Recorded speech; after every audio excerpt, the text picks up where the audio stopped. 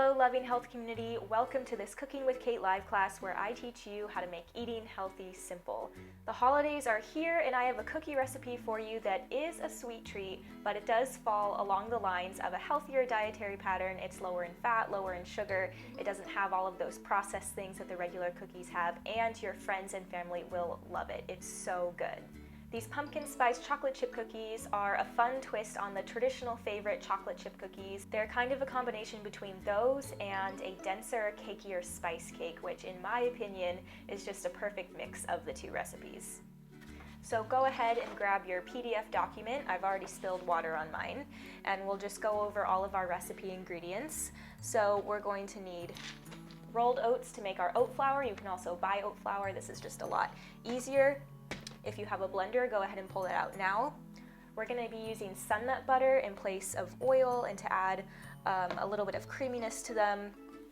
Pumpkin puree, of course, for that pumpkin spice, and this is great because it can replace the eggs or the oil or just the higher fat ingredients found in normal cookies, and you get the vitamin A from the pumpkin, all the other nutrients, the fiber, and it keeps it really moist and fluffy.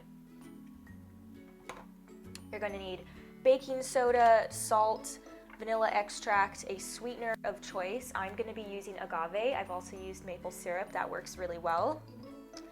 You're going to need some pumpkin spice seasoning for the pumpkin spice flair on our cookies, and I made my own pumpkin spice seasoning just because I thought I had some in my cabinet, and I actually didn't. It's super simple to make, and I'm going to add in a recipe here of how you can mix all the spices that you probably already have on hand to make a wonderful spice mix for that.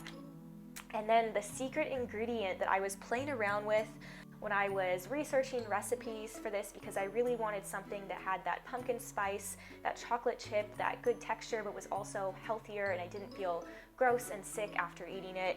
And so I already had this in my fridge on hand from last year, and it's the Trader Joe's pumpkin spice or pumpkin butter, but it does have all of those great pumpkin spices in it, and it doesn't have any fat in it. It doesn't have any oil. It's basically just pureed pumpkin, honey, lemon juice, and then all of the pumpkin spices. And so it's just our pumpkin puree, a little bit sweetened and a little bit spiced up, and it just adds such a nice touch to the cookies. It's like pumpkin pound cake with the chocolate chip cookie goodness all mixed into it. So if you don't have this special ingredient or you don't have access to a Trader Joe's, that's fine. I'm going to give you an alternative that's going to be just as good. And we're going to need some chocolate chips, of course, to go along with our pumpkin spice chocolate chip cookies. And these are two examples I have here. I typically use the Enjoy Life chocolate chip cookies just because they are semi-sweet chocolate chips, so they're going to be a little bit sweeter than these traditional dark chocolate. I got chunks, they're not actually chips, if you can see that. So if you want dairy-free chocolate chips or chocolate chunks, which is 100% what we recommend here at Loving Health, you're going to need to get dark chocolate chunks or these Enjoy Life or some other, typical healthy brand that is a little bit special in your store. But I found both of these at my local grocery store, and this one just tends to be a little bit more expensive. But I wanted to get these ones because you can absolutely just add a touch more sugar, maybe a couple tablespoons more sugar into your cookie recipe, and it will balance out this dark chocolate, these dark chocolate chunks, as long as you like the taste of dark chocolate, that strong, pungent, antioxidant rich dark chocolate taste. So yeah, both of these will work for the recipe, and I think I'm going to be using these ones today.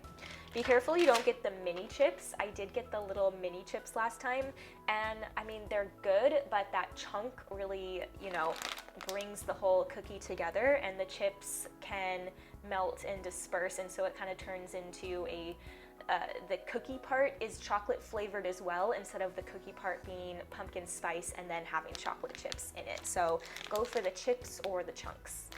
And then for our cooking utensils, you're going to be needing a large mixing bowl. I highly recommend a rubber spatula. You don't need it, but it just helps to get all the cookie goodness off so you can use it in your recipe and not waste any of it. You're going to need measuring cups and measuring spoons. And then you're going to be needing a whisk. This one is small and cute, and it's really easy to use. I love it. And a spoon for serving the cookies. And then your baking sheet. So this is a pretty large baking sheet that just fits in my oven, and I covered it with aluminum foil. You can use parchment paper or your silicone baking mat, which I have over here. But I specifically chose aluminum foil for this recipe because, like I said before, the cookies are a mix between pumpkin spice cake and the chocolate chip cookies, and so they're a little bit cakier on the inside, and I want them to have that crunchy cookie texture on the outside, and so the aluminum foil is just going to help crisp up the bottoms a little bit.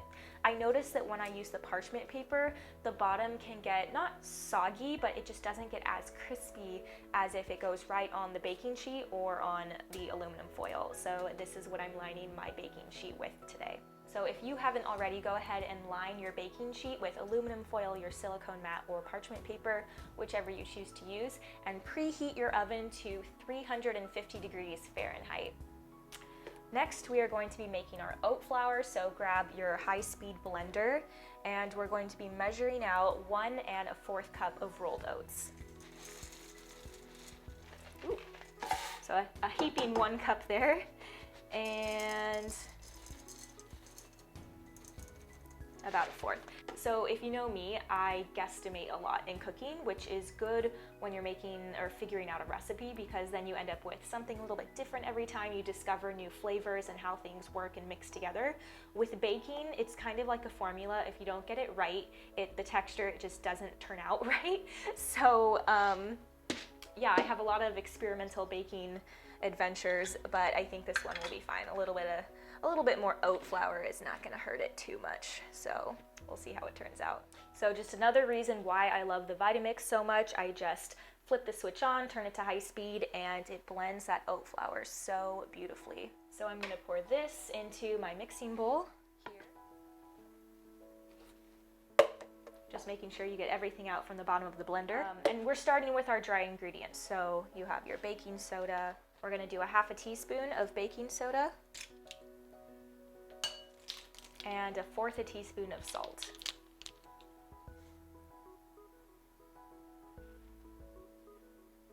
And we're going to add 3 teaspoons of our pumpkin pie spice. So this is where the alternative comes in if you do not have the Trader Joe's pumpkin butter special ingredient. Because this already has some of the spices in it, I'm only adding 3 teaspoons. But if you don't have this, we're going to substitute with extra pumpkin puree, and you're going to add an extra teaspoon of the pumpkin pie spice. So because I have the ingredient, I'm going to be adding 3. And I'm going to take my whisk and just mix it all together. I also like the whisk because the Vitamix does a really good job of blending the oats up into flour, but unless you have a sifter, it can get a little bit lumpy, and the whisk just breaks it all up and makes it pretty smooth. Again, if you're going for those like white flour texture, super fine cookies, I would recommend buying oat flour at the store, because that's just going to be the finest ground flour that you can get. But I don't mind a little bit of texture, oat texture in my cookies. You know, good fiber in there. Okay, so I've mixed all of this together here.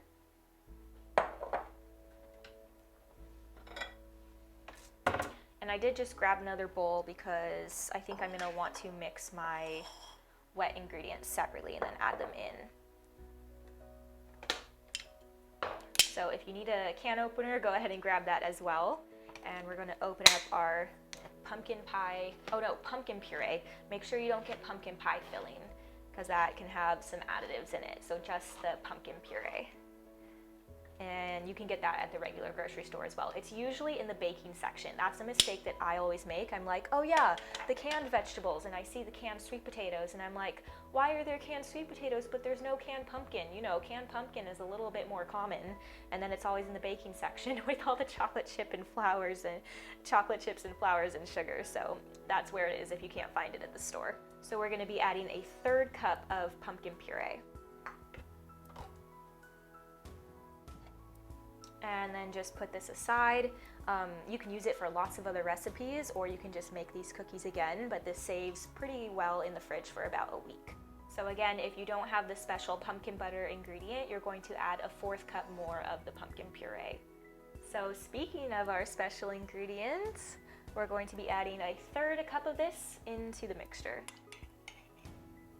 Yeah, this one made about 3 cookie recipes for one of these little jars. And then we'll also be adding a 1/3 cup of sun nut butter. So this is just what I have on hand. You can use cashew butter, you can use almond butter, you can use peanut butter, you can use whatever type of nut butter you want to use. I would recommend using a little bit of nut butter though, and not making these completely overt fat-free, just because it's going to add a lot of moisture and creaminess and just a better all taste to the cookie at the end of it. A fun fact about the sun nut butter though that I did not know, so apparently it has an ingredient in it that when it oxidizes over a certain amount of time, I think about 24 hours, it turns green. So yeah, I came back the next day to enjoy one of my cookies and the top had turned green. And I was like, are these molding that quickly? Like, I had them stored in an airtight container. I didn't let them sit out. I was like, what's going on? Is there a mold infestation inside of my cookies? And no, they were completely safe to eat. I gobbled them all up, and it's just an ingredient that turns green when it oxidizes. And it didn't happen the second time I made them, which was a bit odd. I still used the sun nut butter, but I don't know. So if your cookies turn green, don't be scared. It's just the sun nut butter. They're delicious and it freaks you out. Use a different type of nut butter. And then we're gonna add 2 teaspoons of vanilla extract. And a 1/4 cup of liquid sweetener.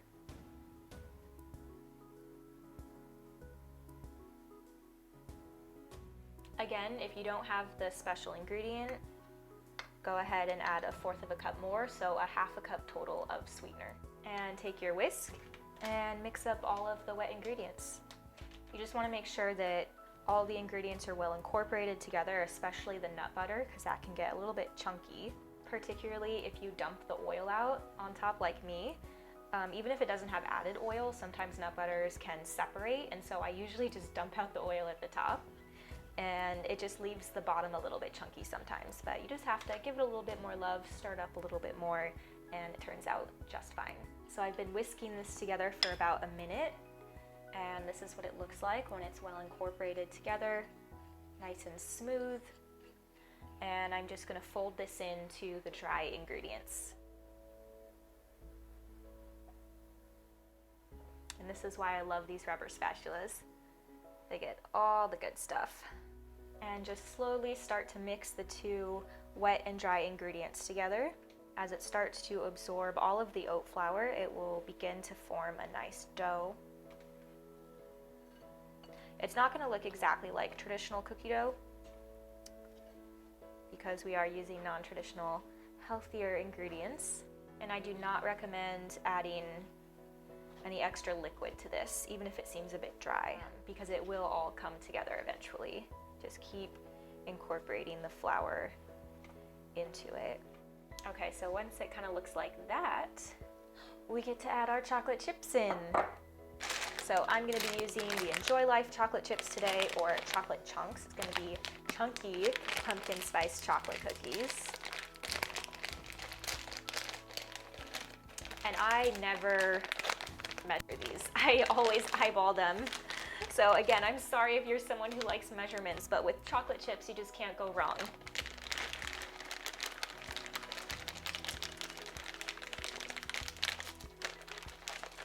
I think it's probably about 3/4 of a cup that I added in there. So I just realized as I was mixing these chocolate chips in that I forgot to turn these lights on here, so if you couldn't see any of the ingredients, I'm so sorry. Make sure you check your recipe PDF, but I just turned them on, so hopefully this is illuminated now. All the chocolate chunks are stuck in my little whisk. So now we are ready to spoon these onto our baking sheet. I'm gonna bring that over here so we can see it a little bit better. And your oven should be preheated by now. Let me check mine. Yep, mine is preheated, so the buzzer must have went off at some point during this video. And you're gonna take your spoon or a little cookie server if you have one, and just spoon out some of this dough. And as you can see, the oat flour has started to absorb a lot of the liquid, but it still is a very moist dough. So you definitely don't want to add any extra water or plant milk to it, even if you think it's a little bit dry. So I'm gonna make medium-sized cookies today. I've made super large ones and you just want to let them cook for a few minutes longer. And then I've made little tiny ones and you let them cook for a few minutes less, but they're pretty versatile. And the dough's really sticky, so hold down the aluminum foil if you need to. And they're not going to spread out much. Pretty much whatever shape you form them in when you're putting them on your cookie sheet is what they're going to come out as after they bake. So if you want them to look pretty, you should clean them up a little bit after you spoon them on. But I like to flatten them a little bit so they get that crispiness on the outside. So I ended up fitting all of the dough on this one tray. I usually do it in 2, but it all fit today. And ready to pop these in the oven.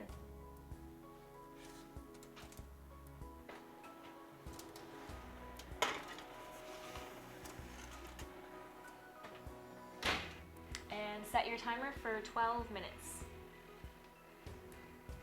So I just set the timer for 12 minutes. Of course, if you want them a little less crispy, do less time, and a little bit more, do a little bit more time.